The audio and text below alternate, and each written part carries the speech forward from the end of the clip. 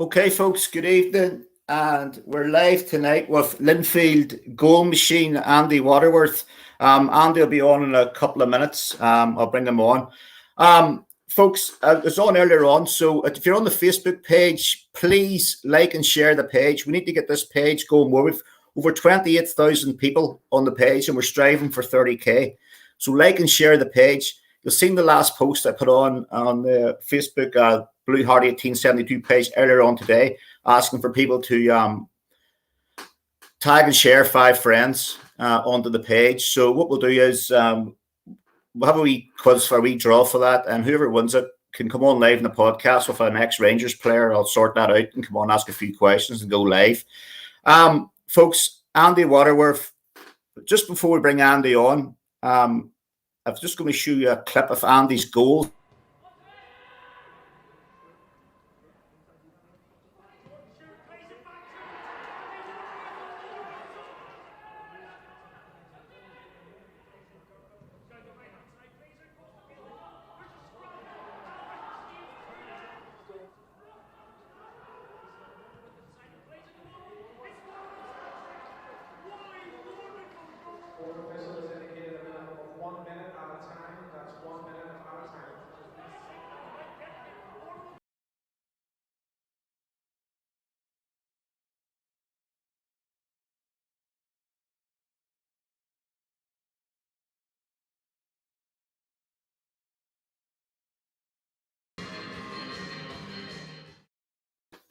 Okay, folks, so for that video footage, I'd like to thank Linfield's media team, James E. Robertson, who sent me that. So thanks to them for sending me that through.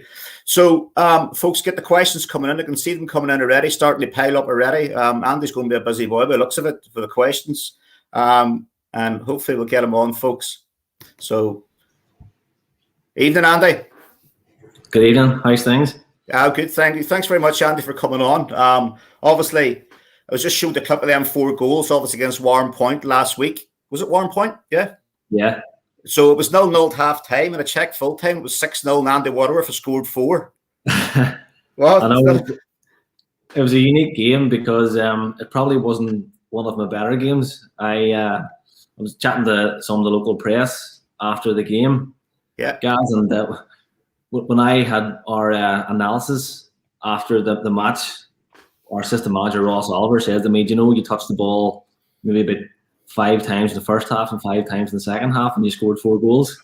So yeah, I was quite efficient then with my touches, and I came to the conclusion. I think I'm better just out of the road. Just saying.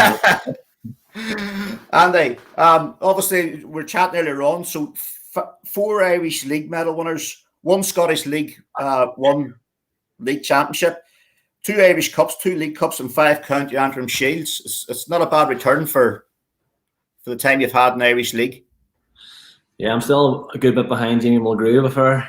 I'm still playing catch up, but no, it's quite flattering, you know, being part of such a historical and prestigious club.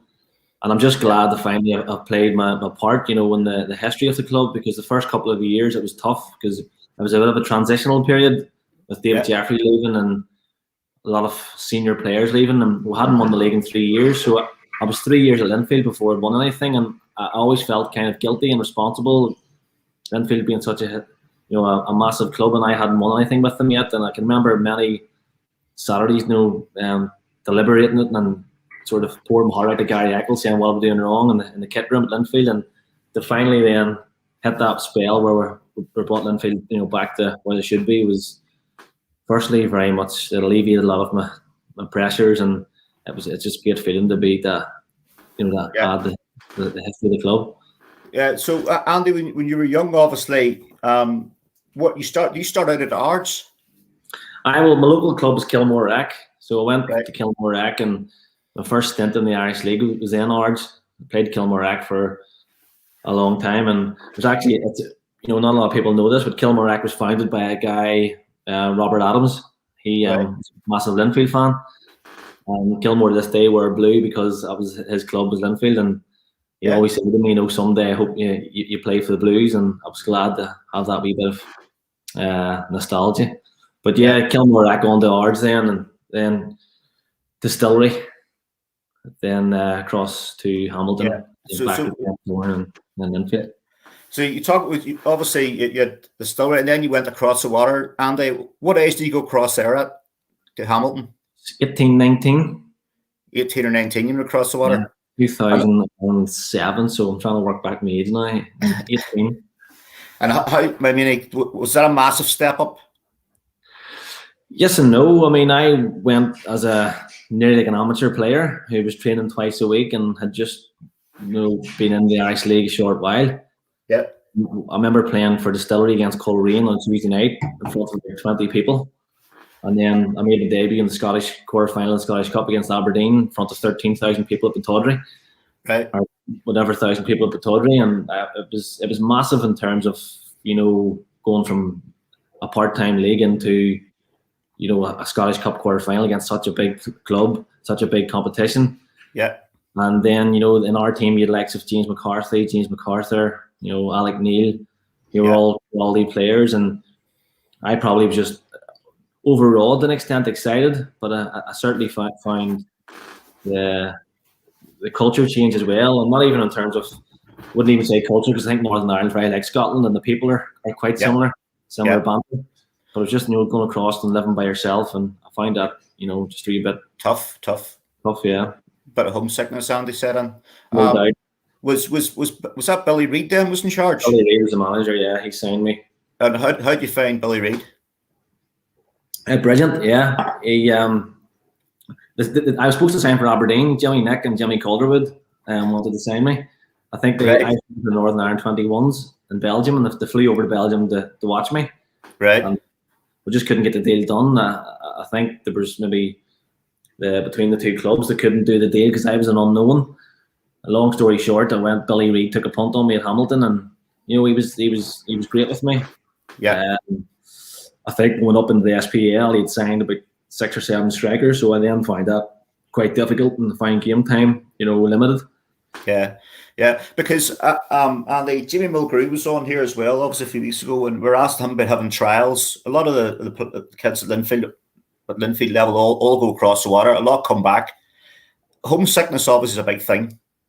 Yeah, it is. I mean, my day job as well, I work for the ICFA, and part of my role is working with the Elite Performance Program, which is, the young guys who are at that age where they're going across the water.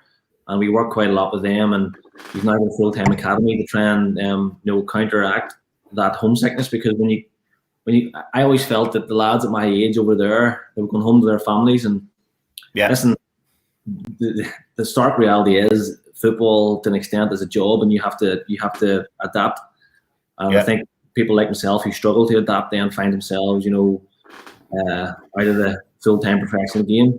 So I'm not looking for excuses. I understand the nature of it, but I think there is something to be said that people from Northern Ireland do tend to find it difficult when they're going over there. And I think if you have someone who can support you over there and nearly give you it in its broadest sense, it helps you. Whereas I don't think I really had that, to be honest, at Hamilton, because Billy was good with me, but it was a massive year for the club. They won the championship, or up in the SPL, and I don't think they had time to really focus too much on one person like myself. Yeah. So obviously, Andy, I mean, you've done a season and you come back. Any regrets about trying not to stick it out, or? Yeah, I regret it. Probably every day of my footballing career. I regret not staying in Scotland and being full time.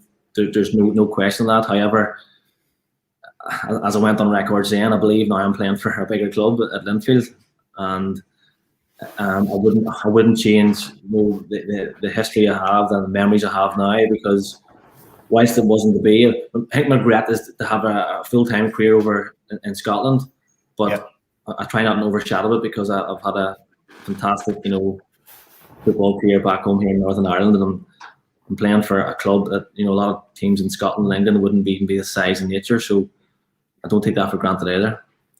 Yeah, and obviously, Andy, you've come back, and I mean, there's no doubt about it, as I call you, the goal machine, goals. Has anybody else tried to take you back across the water again? Has there ever anything in it materialised or come close? Well, funny, whenever Warren Feeney was the Linfield manager, once he had left, he always tried to make opportunities available for me. Yeah. Newport and Crawley, it was always there. He had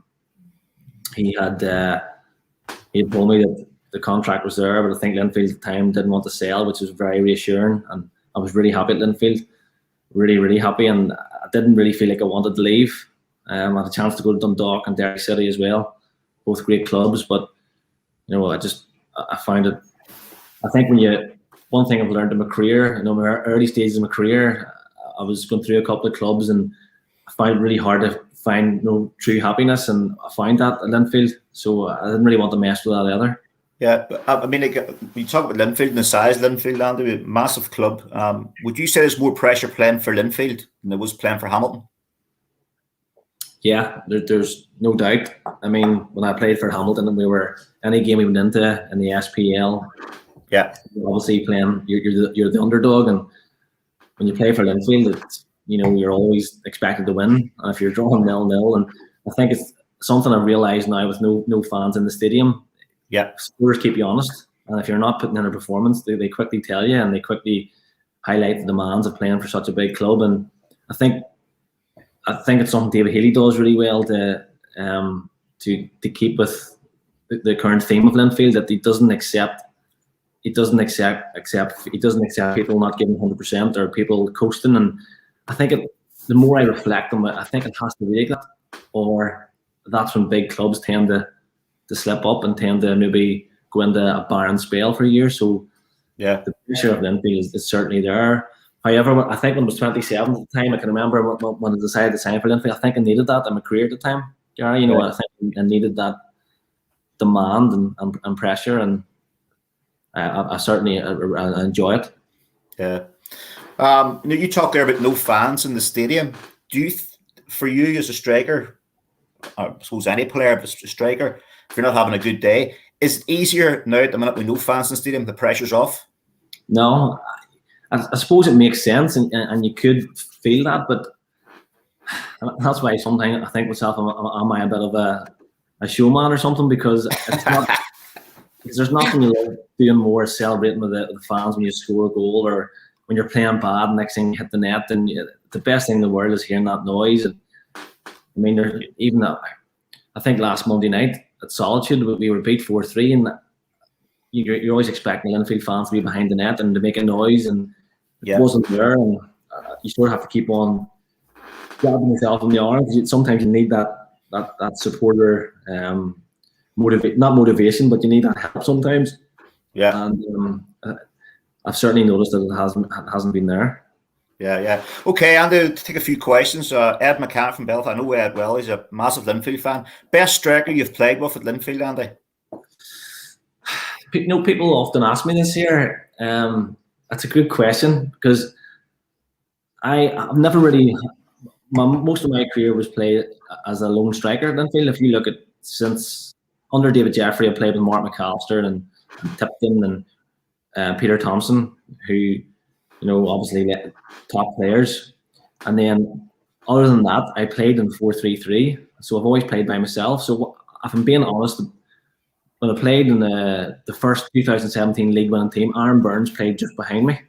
Yeah. And I felt he was probably the best that I played with, just given the nature of the way we were playing. He was a great foil for me. He was very good in the air, and he liked to drop into wee pockets, and he was very good at breaking lines and playing those slide balls into space. So I think I scored 36 goals that year, and I think Burnsy, especially the title running, he was brilliant.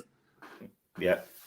Okay, and that follows on with another question, and that's from David Seals. Andy, you've had the most of your success for both the Blues and the Glens playing as a lone striker. Why do you think that is? Again, very good question. I think two things: the nature of football.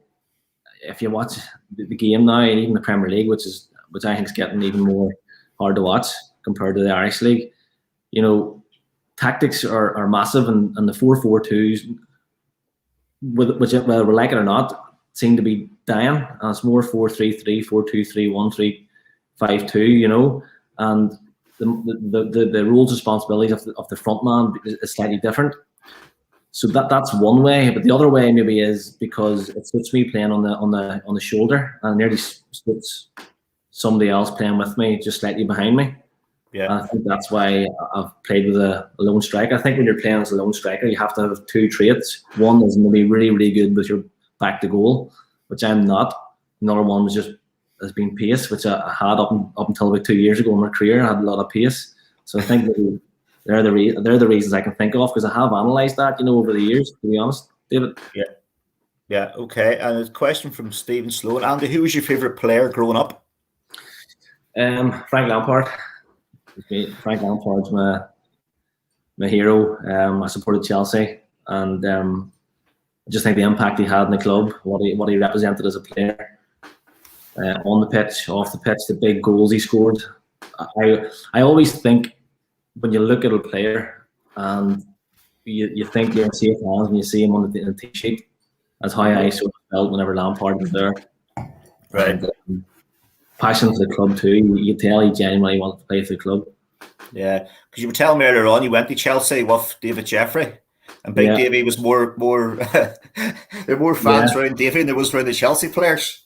That's when I realised the size of Linfield, because I went over with Danny McLaughlin and David Jeffrey and Rose. I went over to I was a big Chelsea fan. Danny's a big Chelsea man, and he says, "Listen, I know you like Lampard, I'll get you to meet him." And I did. He got me to meet him. But when I went over there outside the ground, everybody was all over David Jeffrey. You would have thought he was an absolute celebrity. This is Chelsea. Like, we're about to watch Chelsea play here with all their superstars, and all I heard was all these London accents. There's Big Davey from Belfast, from Linfield. He was stopping for photos. I actually felt really intimidated. Brilliant. Question from Gillian Cross. Hi, Andy. How long have you left in your contract with the Blues, and are you going to stay with us? Gillian, you'll have to maybe ask Pat Fallon or David Healy, but this is my last year of my contract. I'm unsure of what the future will hold. I've been made very aware that the club's going full time, which I think is a really fantastic move, because I think with aspirations, I think Pat Fallon's outlined in the press this past week that Linfield will release a strategy and have aspirations of maybe trying to push on for that Europa League spot, which I think is class.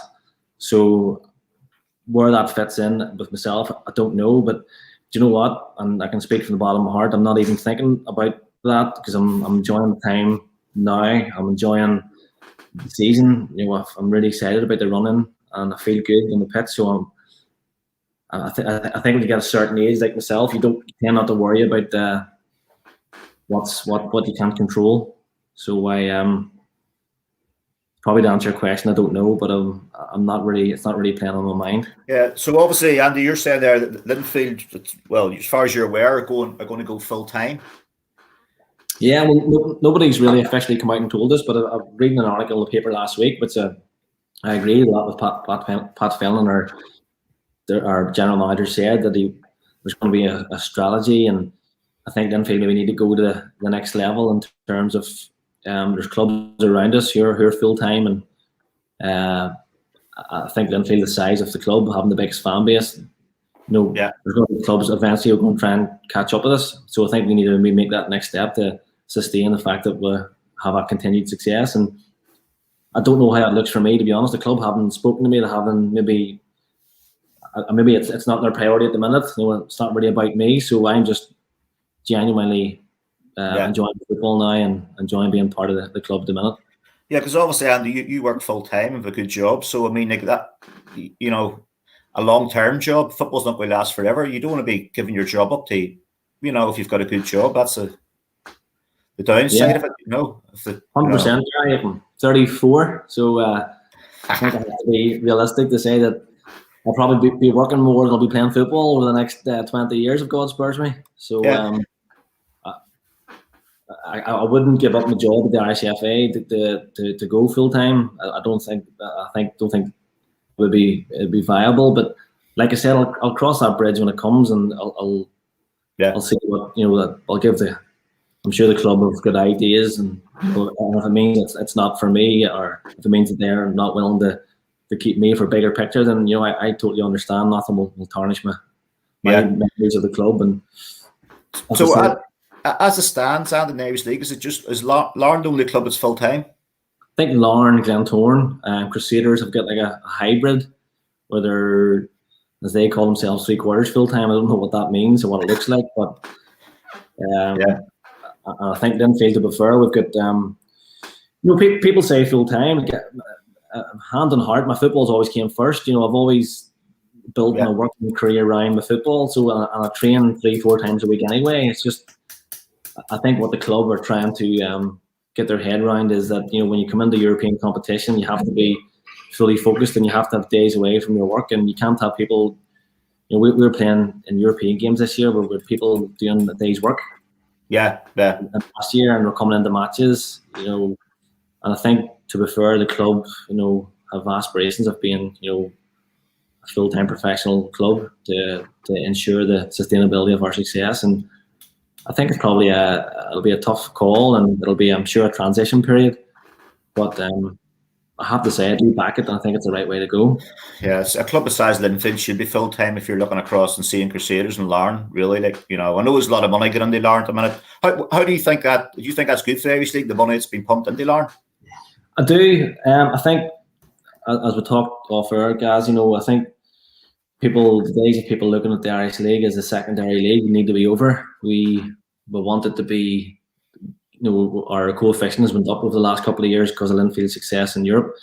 And I think it's very important for even our national team that we start to take the game a little bit more professionally, and Linfield usually lead the way on that. Yeah. So Kenny Bruce has come in there at Larne, and by all accounts, I've chatted to him a couple of occasions on social events, and he seems to be very, focused and very driven towards driving Larne forward. And I think Glentoran and Crusaders, if they have, I'm not too sure. I wouldn't be educated on their financial or their backings, but I think if you can have more teams full time, then the quality on the pitch will be better, and the competition will be better, and our opportunities to go forward in Europe and European football, which ultimately makes the league a little bit more popular and have more credibility, will be better. So I'm all for anything that's going to develop the game in this country. Yeah. You think the pitches will be better, Andy? I hope so. I was looking there and had conversations with my teammates over the last while, and majority of my goals come from Windsor Park. And in the conclusion, I'm spoiled at Windsor. I'm going to go elsewhere. I think I struggle on bad pitches and 4G pitches. So it's something maybe if the league all in the 4G pitches, I would contemplate retiring. Yeah. So you chat there with the money Kenny Bruce down at Larne, Andy. Is it a 3-horse race now? The Blues, Crews, and Larne for the league? No, I mean, you've Coleraine coming through there as well. I was on the BBC there a couple of weeks ago, and the same question was asked of me. And do you know what? I genuinely feel that the nature of the league, the whole coronavirus pandemic, and the fact that the league's on, off, and nobody knows. Could it be 22 games? Could it be 30 games? Or is there split football? Nobody. I think that will allow for teams who have been just outside the top 3 places to nick it, or just something that's just not normal this year. It's not like a normal league. But I think anybody within the because that's what I say, the league, I think reading the rules are, if there's another lockdown and the league have played so many games, they can decide to halt it at that.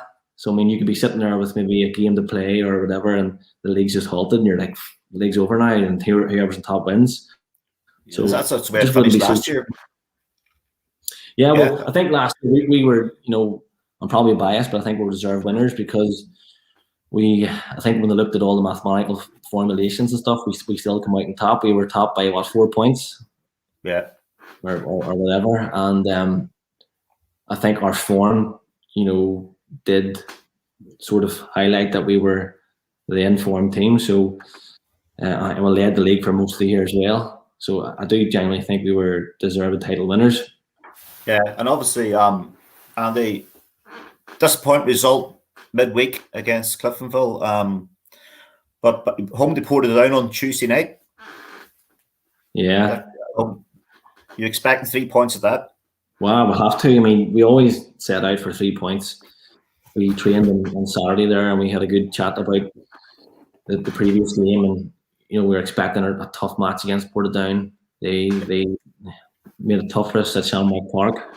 We believe it will be a game where we'll have loads of possession of the ball. We just have to make sure that we find opportunities, and we're a bit ruthless in our attack. Whereas I think last Tuesday night against Cliftonville, we had most of possession, but we weren't ruthless going forward. And then when you're not ruthless going forward, the other team always gets a chance.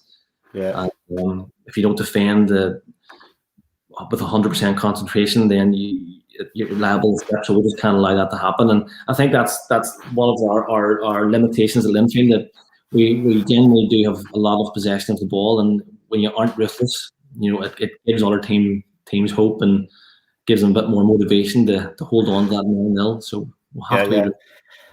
And obviously for the Blues, the fans, you can, if you subscribe to 24/7 TV, folks, you can stream that game on Tuesday night. And a couple of new players in at Linfield as well. Obviously, one's Cammy Palmer from Rangers. Yeah, I know that. I've seen him play before. So it's just a 2 so far. Blues the guys have been, like when they need reinforcements, we need players coming in, and Cammy trained last Thursday and then trained Saturday, and he was breath of fresh air. He looked really enthusiastic, looked handy on the ball, and nice honest kid. And I think if we can try and sort of replicate his game on Jamie Mulgrew, then we're doing something right. And he looks like a player who likes to run with the ball and use his body well. So far so good, but we'll give him time. He's a young lad. We'll not put too much pressure on him straight away. Yeah. How many red cards does Jamie Mulgrew had? If he's watching, how many red cards? I said Jamie's had about in his Linfield career about 8. 8 red cards. Well, he's not as bad as Morelli's at Rangers, so that's the only thing. But there's one for you there, Andy. Do you know William Windsor? No. Oh, aye, yes. I'm going for another hat trick on Tuesday night, and I'll be there to see you, Linfield legend. So there you go. Thanks very much. Andy, we were chatting there about the obviously the COVID thing in football. What changes is it now for the players? Like, what do we see different? Well, we've mentioned the supporters. For me, and it's not just playing to the audience here, but I think the game without, because I am a supporter too, the game without supporters is it's soulless. And even I watched Chelsea today against Burnley, and it was just the Stamford Bridge, it was empty, and it actually at times would put you in bad form.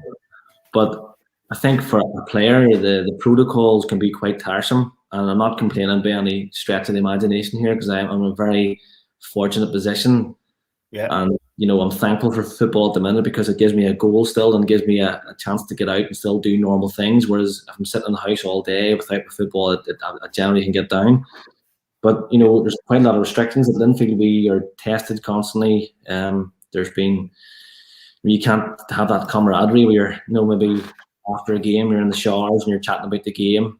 Even a physio now would just to be a room where players would chat about what's the game ahead. That's all just stopped. It's only one at a time.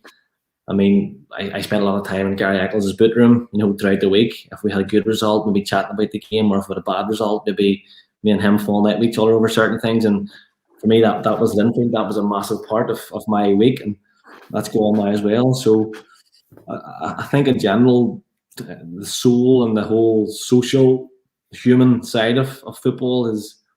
And I think I was watching that game today there, the Chelsea game, and I actually turned to my brother and I said, like, is it just from here, or is football just at the minute just taking a bit of a halt, and it's just the entertainment is just drained, and the only conclusion we would come is the fact that there was no supporters. So, but listen, if there was no football on at all and you couldn't watch it in the house, I would also be complaining. So I'm not fully complaining. Well, I'm going to put this question up, because I know John McKinnon, he lives in Brisbane, Australia. He says, wee Billy Reid played at my club, Postle. Growing up, he's a big Rangers man, and now he's assistant coach at Brighton. Yeah, that's right, yeah. Is that where he is? Yeah, because he went to Sweden with the Brighton manager, and then I think the Brighton manager brought him to Swansea, and then So Brighton. Oh, brilliant. Yeah. Right, he was. Good question there, Andy. Is there any players either at Linfield or in the league that could make a step up to Rangers? Obviously, a big Rangers for all the night, Andy. Yeah, I think there is. I think that I mean, we Charlie Lindsay, who went over to Rangers there. He's part of our program, our RICFA Club and I program, and Charlie Allen, who just left to sign for Leeds, will certainly have a career in the game. And I mean, I think, if under I listened to Stephen Gerrard podcast the other day, actually, he was talking how much he likes to likes to bring the younger players in. In terms of our first team, just because of age, I would go Stevie Fallon, with a young midfielder who was at Swansea. He came home, probably similar reasons to myself, but a homesickness. But Stevie Fallon is a pure footballer. He has a fantastic mentality, fantastic attitude, and he just has a real technical ability that when you look at him, you just know he's a footballer. He's comfortable on the ball. And I would have no doubt if he went into the SPL, he would do well. At Rangers would be another question, because there'd probably be people more qualified than me in terms of analyzing and recruitment who could make that call, because it's such a big, going from the SPL is a big step up, but going into our Rangers or Celtic is even bigger. But one thing I will say is he'd be used to a certain aspect of the pressure of playing at Linfield. Yeah, here's a Hamilton fan, Derek Gray. So how did you like playing under Billy Reid? And I still have your autograph when you played against the Dons. Brilliant. Yeah, I liked playing under Billy Reid. He was very he's quite a modern manager. He always there. I mean, the first time I had ever seen match analysis in my life when I went over there, and I always remember to this day I'm asking the senior players, what do you think? Was it wrong in the setup? And he had such a good way about him that he was always bantering on the training ground. But he also had that wee bit where you wouldn't have crossed him. I feared him like a manager, but I never felt I couldn't speak to him. Yeah. And he loved he always loved he used to always tell us Northern Irish boys could run. He says, you can't play as well, but you can run. It's in the fitness. Every time I come across a Northern Ireland player, they can always run. Brilliant. Another question from Ed McCann. Not counting managers, Andy, who's the best coach you've worked under? Oh.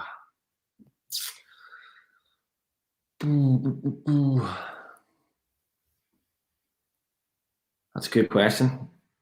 A real good question. I think Tiernan Lynch was a really good coach.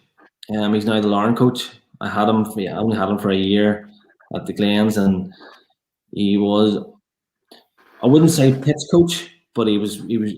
I try and I'll separate into three categories. You have a manager and you have a coach, but a coach brings different traits, and then you have a pitch coach who's very good at delivering sessions.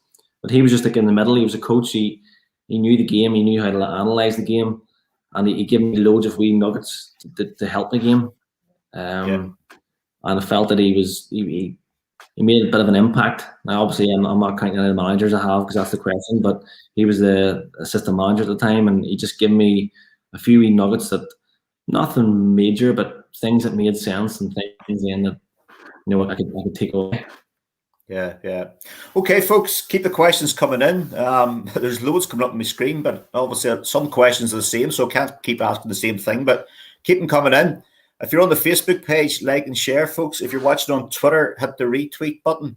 Andy, I want to go back to, I think it was 2017. You had 2 hat tricks in a week, and that was the one Linfield the league, at Solitude. And the following Saturday, you banged 3 in against Coleraine in the Irish Cup. Yeah. Would you say that was the best week of your footballing career? Yeah, without a shadow of a doubt. Best week of my footballing career and one of the best weeks of my life. I put so much into my football, and like we spoke about earlier, Gary, I felt that the pressure, I felt that it let a lot of people down. I was leading the line in Linfield and we hadn't won anything, and I just felt I had to get that. I just wanted to look at the trophy, at Linfield's honours list, and say the guys are part of the team, that helped achieve that and to keep Linfield, because Linfield hadn't won the league in 3 years, I think it was 4 years, and I was getting everybody down. So I felt extra pressure, and I remember leading up to that week where we beat Coleraine and Crusaders were beat. So we overtook them. So we had to win our last game. I remember feeling, I wouldn't say it was a pressure, it was a real nervous energy. I think it was around the whole team, but a determination. And we went 1-0 down, and Crusaders were winning, 1-0 down at half time. And I can remember, do you know the old saying that when you look at yourself in the mirror? I actually did that, and I was ashamed of myself. And I changed my boots at half time just to give myself some sort of psychological edge. And I remember going out, and I felt, and my dad was in the crowd behind the net that day. It was because it was very hard to get tickets, and it was just such a great feeling to score 3. I wasn't expecting to score 3 goals. I just actually run around as much as I could, and I'll just never forget.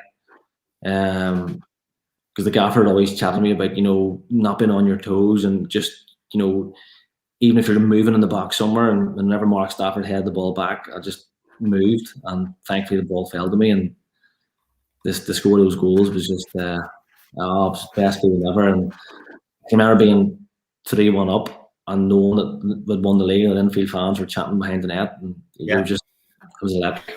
Because Andy, if I remember well, was at half time. You said 1 down, yeah? 1 down, yeah. You 1 down. So at that time, Linfield weren't winning the league, were they? Yeah, they weren't winning the league because the Crews were like 4-0 up against Glenavon. And then you came strong out in the second half. The Cliftonville fans were telling us, they were shouting down, the Crews were 4 up, Crews were 3 up, 4 up. We just had a nervous energy in the team because we knew there was so much to lose. And I can remember the halftime team talk. I remember David Haley's words. He says, like, some people will never come back if we don't win this. And he says, like, do you really want this? And it was a case of everybody at Nixon saying yes. And it was just such a best feeling ever. Yeah, brilliant. Right, question, Andy, from Lana Gibson. How does it feel chasing down 55? Yeah, brilliant. I remember telling Matthew Clark, he's a big Rangers supporter. I remember telling him at the start of the year, saying that we're going to be the biggest, most successful club in the world now. The Blues and Rangers won it this year, mate. Yeah, so I think Rangers are going to win it. Well, I don't think. Yeah, league's over. But he was like, Clarky didn't. He was too nervous to admit it until yesterday. So he sent me a picture of a glass of wine saying that's the 55. But I was saying to him, this could be, we could win the 55, be the most successful team this year. So it shows you how it works. And I would be. I feel like I really want it. Especially given the circumstances, but I don't want to. I never try and focus too much on it because I always think when you've too much focus on something, that will derail what you're supposed to do to get there. Yeah. So you mentioned Clarky there, folks. Next Wednesday, not this Wednesday, next Wednesday, Clarky's on here. Brilliant man! He's one of my best pals in the world. Clarky's going to be on here. I hope he's watching this tonight. If he is, give us a mention. If he or Clarky, if he are, he's coming on here anyway. So I'll be happy to get him on. Is he a good talker, Andy? He's just good fun. You'll love him. He's a unique talker, but he's obviously Ranger staffed, and he's one of the most passionate supporters I've ever seen. But he's one of the main guys in our team for entertainment. I mean, that night we won the league, I spent the whole, me and him were out like 4 or 5 in the morning. Me, him, and Al Quinn. And I think we're in the Berlin bar on the Shanker Road. So Clarky still calls us the Berlin 3. Brilliant. Andy, we talked there about that hat trick as well, and then the following week, obviously, it was Irish Cup. Because I see a wee clip of that Irish Cup video, and you scored that hat trick as well. I mean, like, obviously, 2 hat tricks a week. How many hat tricks have you scored in your career, Andy? 13. Some return on it. 13. 12 at Linfield. 12 of them at Linfield. Yeah, I never scored. I remember I never scored a senior hat trick until got to Linfield in my life, and scored one for 18 schoolboys. So whether I counted, I don't know, but the other 12 were Linfield. I remember scoring 2 and 2 and 2 and 2, and I can never get the hat trick. And then my league debut for Linfield, scored a hat trick. Well, brilliant. And the question from Darren Barrett: biggest highlight at Linfield? Probably that week, was it? Yeah, it was that week. Definitely. I mean, it's just it'll live. It was like it was meant to be, because when I signed for the club, I felt that it was remember David Jeffrey telling me David Jeffrey's like the best talker in the world, and he told me I was about to play for the club, and he went through all this. Like, just as I said, I remember thinking I'm never going to win this, and I do it. Going from thinking that I'm going to leave this club and not to play for Linfield and not have won the league, it was like, oh, and then that week I ended up scoring 2 hat tricks to be a part of it. It was just, it was like, brilliant. I was like, what dreams are made of? So. Yeah, okay. And the good question here, this is obviously part of your full-time job. Brian McConnell, should we go to summer football? I know Brian well. He's a big blue man. He used to work in the ICFA. He works a lot in England now, but he still texts me every time he scores, so fair play. I think if we can get a summer league, but still include the big 2 Boxing Day in the calendar. So maybe if it starts in April and ends in, I don't know, December or ends in January, something like that would work. I think that the pitches would be better. I think you're not really competing then with, because I know a lot of Linfield supporters obviously will also follow Rangers. You're not competing with football in the summer or in the winter, and Liverpool supporters can even those guys who aren't really interested in the IC but would like to go. It shoots up attendances, and it also gives us a better chance in Europe. So I think if summer football, but if we can include the Boxing Day calendar and the calendar. Yeah. Well, there's your mate Clarkey, his comment. The best couple of nights out too. There you go. If you're looking at a night out, go to Clarkey. Is he the man for a night out? Is he? He's a man for a night out. Me and him, we just right before obviously the lockdown, we had a couple of nights up in Portrush there too. So good times. Yeah. And they also you obviously know this guy, James E. Robertson, the Berlin Threes wrote. Yeah. Aye, that was a bit of an ongoing joke then, and because the week before the Irish Cup final, people say, "What was your?" I would never even dream about drinking a week before, or a couple, half a week before a game. But we won the league that night. We ended up out about 6 o'clock in the morning. Then we're playing the Irish Cup final the following Saturday. So it's just so much adrenaline and stuff. So we always talk about the Berlin Three. Yeah, well, you should do the same again, Andy. He's got a hat trick the following week for it. Just keep drinking, mate, and you get hat tricks. Right. Question from Marky McFall. Out of all the teams in the Irish League, which team do you love scoring against most? You Linfield legend. I don't think I have to answer that one.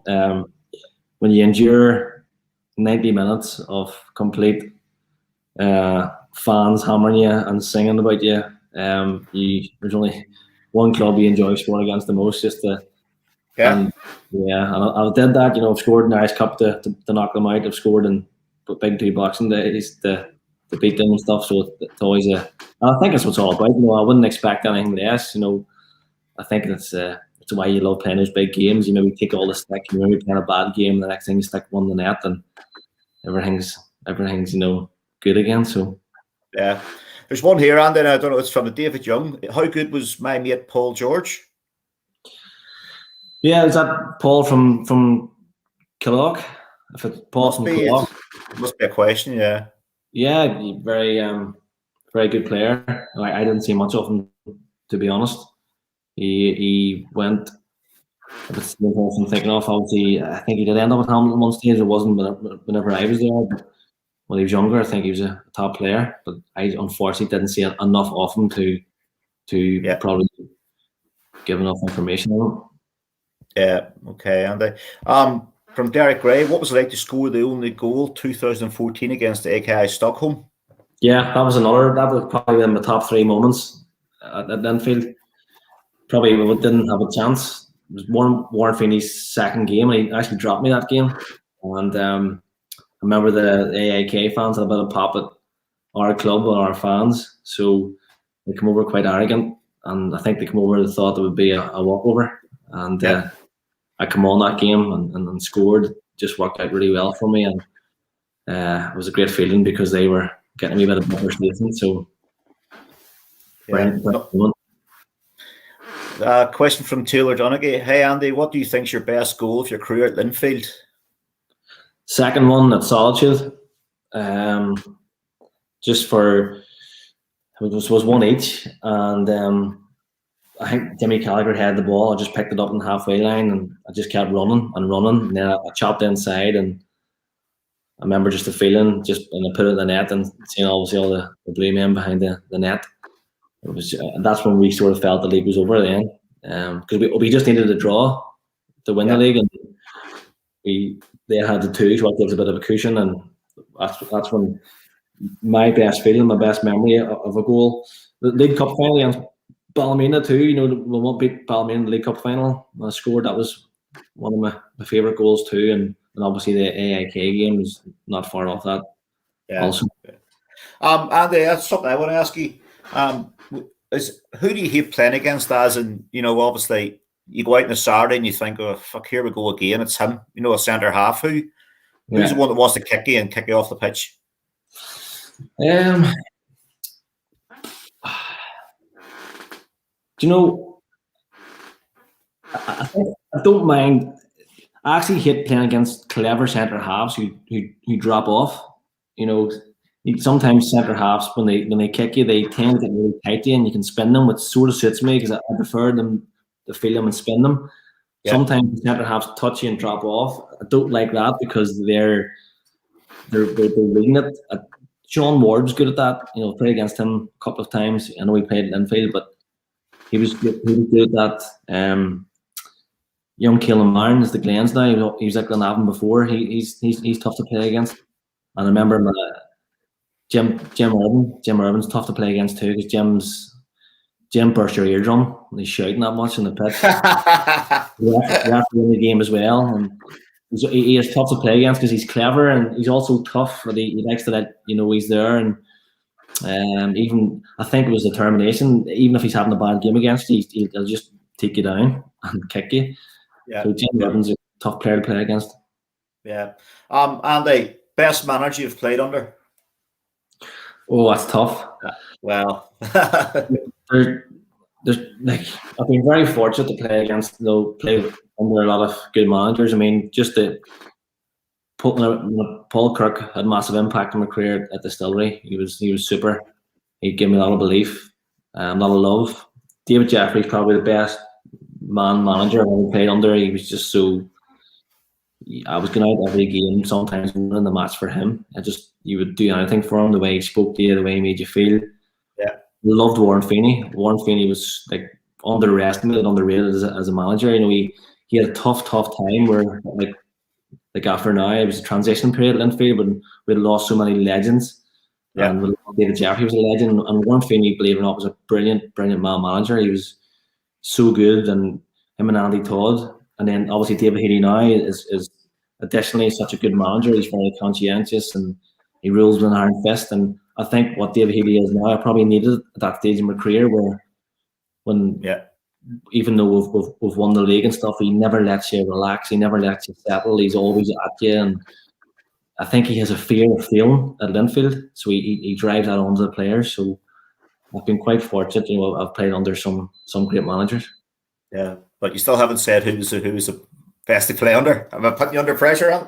No, I think it would be unfair, but I think just at the time, probably it was a massive period in my life when David Jeffrey, I have to say, he was the gaffer, and I just come in, and I was going from Glentoran to Linfield, which isn't an easy transition, and he was just super in that whole move, and he gave me the opportunity because. You know, even when I wasn't playing well, Glentoran, David Jeffrey's always seen potential in me. He always wanted me to sign for Linfield, and for that I'll forever be grateful because other managers, you know, wouldn't have taken that risk and that gamble, and so it probably just put Davey down there as just nudging me. Okay, a question from William Windsor: what's it like to have Joel Cooper back in the team? Linfield Ronaldo of him and Kurt Miller, simply the best wingers in Northern Ireland. Yeah. Joel Cooper is just a joke. He's quality to have in the team because he's so pacey and he scares the shit out of defenders. When he takes them on, you know, it leaves much space in the box for me. Kirk Miller, he's just a striker's dream. He's a top man too. I love Kirk. He's such good banter, and I'm so thankful that he just loves delivering balls into the box and he just loves creating chances. Like every game he's put 3 or 4 right on the money, and he's a very selfless player. And I've never had an argument with Kirk. I've never fallen out with him. He's just so likable that not just his ability on the ball, he's a super teammate too, and it's very important. It's what we have at Linfield, and I don't take for granted. Yeah. So, Andy, who's the characters in the dressing room? Well, you have Kirk Miller and Jordan Stewart, who just never shut up. They are, I don't know. Do you know when you're coming home from a long day's work and you're going to training, and these two lads at training are just shouting and laughing and slabbering and thinking the whole time? You think to yourself, how am I going through this night? To be fair, they're constantly hammered by Gary Eccles. They don't leave him alone. That's actually bordering on bullying. Well, there's questions coming up here. It was the same when Jimmy McGrew wants about Gary Eccles. Gary Eccles gets a lot of stick. We'll see what else. We'll put something else up here. Right, Andy, what do you think of Crangle's decision against Cliftonville? Should we have 2 penalties? You maybe can't answer that. I think the second, I don't know about the first one. I can't remember the first one, but the second one, the Stevie Fallon one, I think it was a blatant penalty. Yeah, I actually asked Ray afterwards, and he assured me it wasn't a penalty. He told me to watch it in the highlights. I thought it was a penalty. To be fair, he took the time to speak to me afterwards when I asked him. But looking on it back, I think it's open to interpretation, because when you look, the defender leans into Steve Fallon, and some referees just give them, some don't. I'm probably pleading the fifth here, but it was a tough call. I always favour the striker, the attacker. I think if you're a defender, if you're cursed in the box at all, it's a penalty. Yeah. Okay, so there you are. After seeing him recently on BBC Live Game, does Gary Eccles ever share his juice? Gary Eccles doesn't share too much. He doesn't share too much. Hey, Andy, what does Gary carry in his lunchbox? Gary's the heartbeat of Linfield. He gets some stick. We love him dearly. He's a very close friend of mine. He's the person around the club that makes you understand what it is to play for a club, and I think every club needs that. Every club needs someone who's consistent and always there. And as I say, I've been very close to Gary. I've had many of good conversations with him, but don't get me wrong, every day me and him fight we fight every single day. We have an argument. He sends a WhatsApp group in and he just gets hammered, and then he'll ring me and say, "What's wrong with you? Don't you be starting?" Because then I'll have Kirk Miller and Jordan Stewart, and they'll think they're funny, and I'll have to listen to them all night. But he's top man. Right, I'm going to put this one up, Andy, from Derek Ray. What was your earliest memory, and was it right you brought the cups to your wedding? Was it right? It was. I think it was. I always planned it. I always thought to myself, I watched the Ice League a lot when I was younger, and my granddad had won all the trophies. Yeah. So I always wanted and he had all the medals, and my family always looked at them, so I always wanted that. Just the way it happened, and I felt, because the people who had been through the journey with me, I wanted them to see the cup. So brought the cups with me, and we had them at my do, and people were able to take pictures with it and stuff. And thankfully, Mark McIntosh, who's a Linfield man, he's a journalist for the Sun newspaper. He came out and did a full piece, and they sent out photographers and all. So it was really, really nice. My earliest football memory is 2 things. I can remember getting a pair of black Umbro boots, and black and red ones, and remember loving them. And the other one was watching Sheffield Wednesday against, was it Arsenal in the League Cup? Don't know what year it was, but I can remember just watching that and thinking, just that's the first thing I thought of, or I can think of, and playing football or watching football. Yeah, and they won from Dave Maxwell. Big Christy Mazinga looks like a strong player when given a chance. I know he was suspended for a few games, but is he injured at the moment? No, he's not injured. He's looking sharp. I think Big Christy's, to be fair, when he signed for us, he had a pre-season friendly. He had a bad injury, and then he sort of, by the time he got back, he came back in his first game, and he gets suspended then suspended retrospectively. So he's had a tough time of it. But Christie's a top player. He's got all the ingredients there to be a top player. He just needs a run of games probably, and he needs. He's still a young lad. You know, he's big frame, like, and you think he looks massive, strong, athletic. He has everything. So hopefully Christie can get a run of games and click, and we'll get him in the team. And he helps us, you know, to get 50, 55. There you are, Andy. Hi, Andy. Did Gary give Clarkey his £100 for Rangers winning League 55? I don't think he has yet. No, I don't think he has yet, and I feel sorry for Clarkey trying to get it off Gary. I think Matthew says he's going to.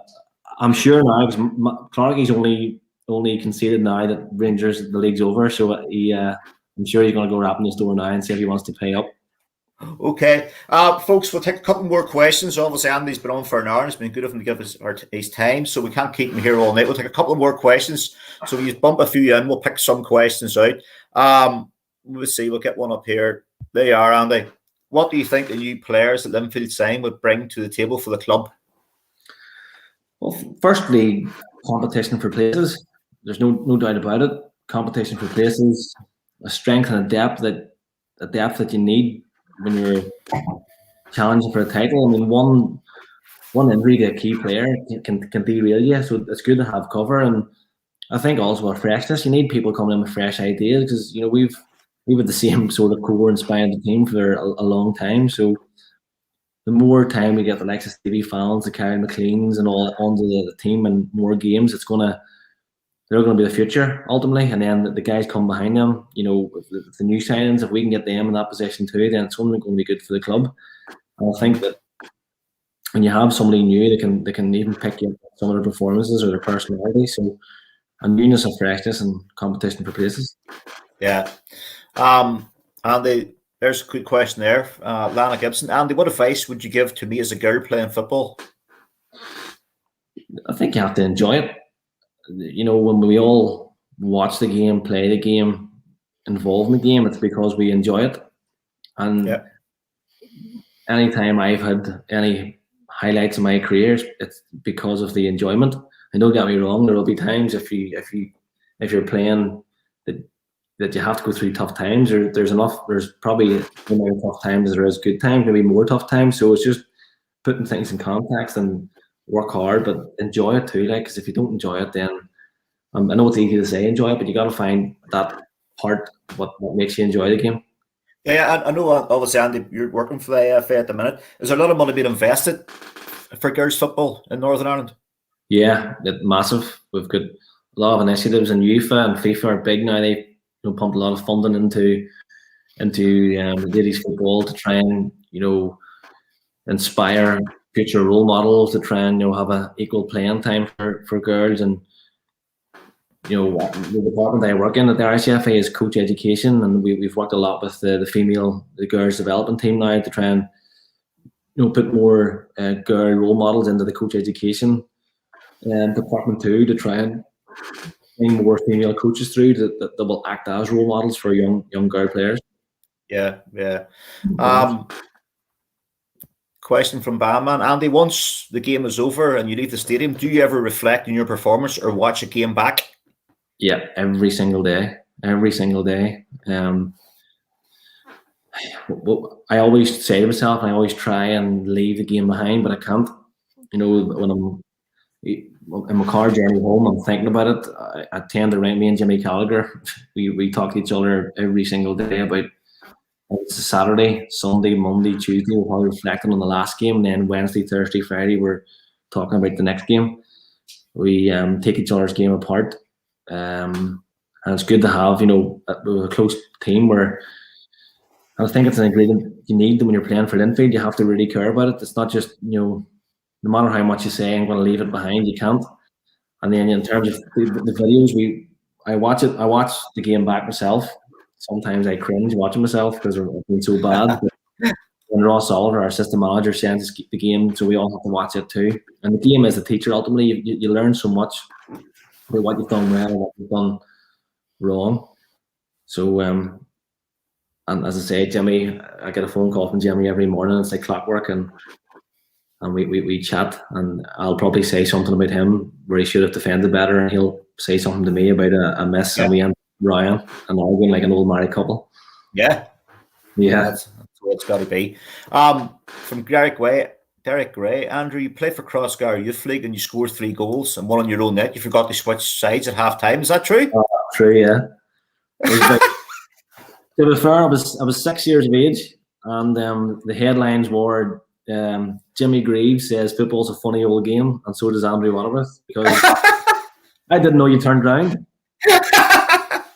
So I was playing in the Crossgar Youth League, which David Healy played in too. I was playing for Burnley, and I remember scoring 2 goals. And then I remember at half time, just runs all my teammates were going, no, and I'm just running straight back on and run away celebrating, and I couldn't understand why. Brilliant, Andy. Right, good question, Andy. David Sales, would you like to manage the Blues one day? I would, yes. I would like to. Of course, I would like to. I would hate to think that I never would, but I also think that football is a.